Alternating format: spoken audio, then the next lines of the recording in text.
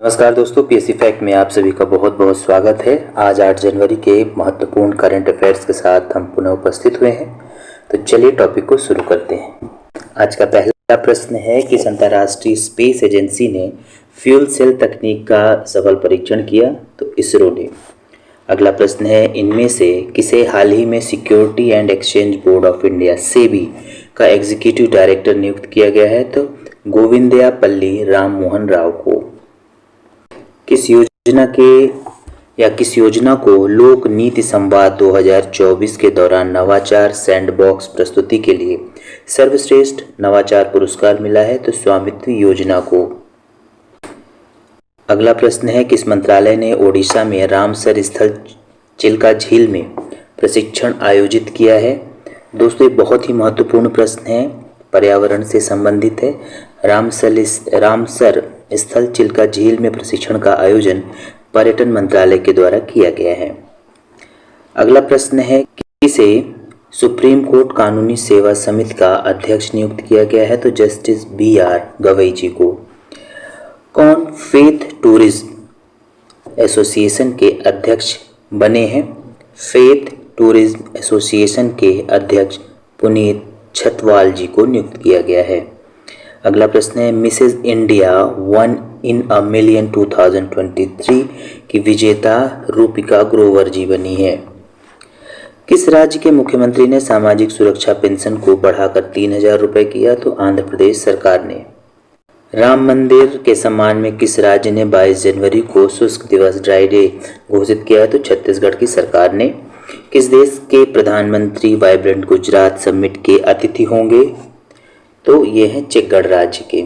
अगला प्रश्न है, किस देश ने हिम तेंदुआ स्नो लेपर्ड को राष्ट्रीय प्रतीक घोषित किया है, तो किर्गिस्तान ने। विश्व युद्ध अनाथ दिवस कब मनाया जाता है, तो ये है 6 जनवरी।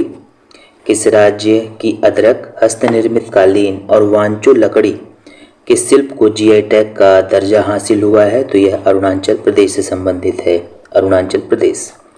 किस राज्य में चंदोबी महोत्सव मनाया गया, तो असम में। चंदोबी महोत्सव का संबंध असम से है।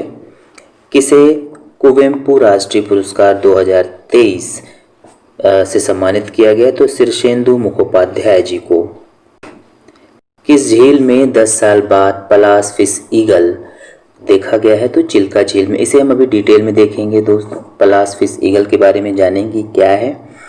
अगला प्रश्न है, संयुक्त राष्ट्र की रिपोर्ट के अनुसार भारत की 2024 GDP वृद्धि का अनुमान घटाकर कितना कर दिया गया है, 6.2%। पहले ये अनुमान 6.7% था। अगला प्रश्न है, कौन सा देश भारत निर्मित उत्पादों की प्रदर्शनी के लिए भारत पार्क स्थापित करेगा, UAE। किसने PSLV C58 POEM3 प्लेटफॉर्म पर ईंधन सेल का सफलतापूर्वक प्रशिक्षण किया, इसरो भी हमने देखा। इसे हम डिटेल में देखेंगे अभी दोस्तों। अगला है, एशियाई विकास बैंक के कार्यकारी निदेशक किसे बनाया गया है, एशियन डेवलपमेंट बैंक का कार्यकारी निदेशक वरिष्ठ IAS अधिकारी विकासशील जी को। अगला और महत्वपूर्ण प्रश्न है, भारत का सबसे बुजुर्ग स्लॉथ भालू जिसका नाम बबलू था, का भोपाल चिड़ियाघर में निधन हो गया। भोपाल के वन विहार राष्ट्रीय उद्यान में एक 36 वर्षीय नर स्लॉथ भालू जिसका नाम बबलू है कि बहुत सारे अंग विफलता के कारण उसकी मृत्यु हो गई। तो ये स्लॉथ कहाँ पे था, अभी इसे वन विहार जो है भोपाल में राष्ट्रीय उद्यान, वहाँ रखा गया था। अब इसकी मृत्यु के बाद गुलाबो नाम का एक और भालू भारत के कैप्टिव में रखा गया है, जो सबसे उम्रदराज है।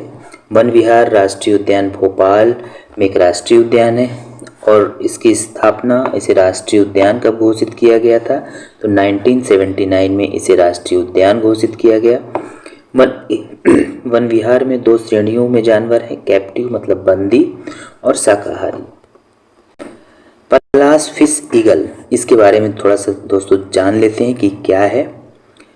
तो पलाश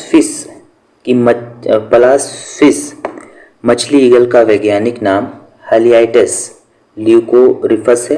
यह एक्सीपीट्रिएट परिवार से संबंधित है। यह मध्य एशिया, उत्तरी भारत उपमहाद्वीप, म्यांमार आदि देशों में पाई जाती है। इस ईगल को एक्विला ल्यूकोरिफा, पलास, बैंड टेल्ड फिश ईगल आदि अन्य नामों से भी जाना जाता है। इसकी विशेषता है यह एक शिकारी पक्षी है। इसकी लंबाई 70 से 85 सेंटीमीटर तक होती है। वजन लगभग 2 से 3 किलो तक हो सकता है। पंखों की लंबाई 180 से 215 सेंटीमीटर। सिर हल्के पीले रंग का, पंख गहरे भूरे रंग का होता है। जो प्रमुख बात है वो आगे ये है कि इसका निवास स्थल जो है वो ये प्रजातियां कहाँ रहती है? आर्द्र भूमियों में निवास करती हैं, वृक्ष से घिरे झील और नदियों में। इसका वैश्विक वितरण अगर देख लिया जाए तो किस किस देशों में पाई जाती हैं, तो ये कजाकिस्तान, ताजिकिस्तान, तुर्कमेनिस्तान, उज्बेकिस्तान, दक्षिणी रूस, मंगोलिया, चीन, अफगानिस्तान, पाकिस्तान, उत्तरी भारत, भूटान, नेपाल, बांग्लादेश, म्यांमार आदि देशों में पाए जाते हैं। फिश ईगल की वैश्विक जनसंख्या लगभग 10,000 से कम होने का अनुमान है। IUCN ने इसे रेड लिस्ट में लुप्त प्राय के रूप में सूचीबद्ध किया है। झील यह उड़ीसा में स्थित एक खारे पानी की लैगून झील है। यह झील लगभग 1100 किलोमीटर स्क्वायर में स्थित है। यह झील बंगाल की खाड़ी में बहने वाली दया नदी के मुहाने पर स्थित है। यह झील पारिस्थितिक रूप से बहुत ही महत्वपूर्ण झील है। अगला है कि इस झील में शीतकाल के दौरान प्रवासी पक्षी अत्यधिक मात्रा में आते हैं। इस झील में स्थित नालाबंद द्वीप को वन्य जीव अधिनियम 1972 के तहत पक्षी अभयारण्य घोषित किया गया था। ये एक महत्वपूर्ण प्रश्न बन जाता है। तो नालाबंद द्वीप को वन्य जीव के तहत पक्षी अभयारण्य घोषित किया गया है। वर्ष 1981 में चिल्का झील को रामसर कन्वेंशन के तहत अंतर्राष्ट्रीय महत्व की पहली भारतीय आर्द्रभूमि में शामिल किया गया। मोस्ट इम्पॉर्टेंट है ये आगामी एग्जाम्स के लिए। अगला प्रश्न है दोस्तों, इसरो से संबंधित है। 5 जनवरी 2024 को इसरो ने कक्षीय प्लेटफॉर्म POEM-3 में पॉलीमर इलेक्ट्रोलाइट मेम्ब्रेन ईंधन सेल आधारित पावर सिस्टम FCPS का सफलतापूर्वक परीक्षण किया। इसका मुख्य उद्देश्य ये है, इस प्रयोग का उद्देश्य polymer electrolyte membrane fuel cell का आकलन करना है। योगी आदित्यनाथ ने 5 जनवरी 2024 को 3 दिवसीय नो योर आर्मी 2024 फेस्टिवल का शुभारंभ किया। तो ये नो योर आर्मी क्यों मनाया जाता है, और सबसे खास बात यह है कि यह पहली बार नई दिल्ली से बाहर इस फेस्टिवल का आयोजन किया जा रहा है।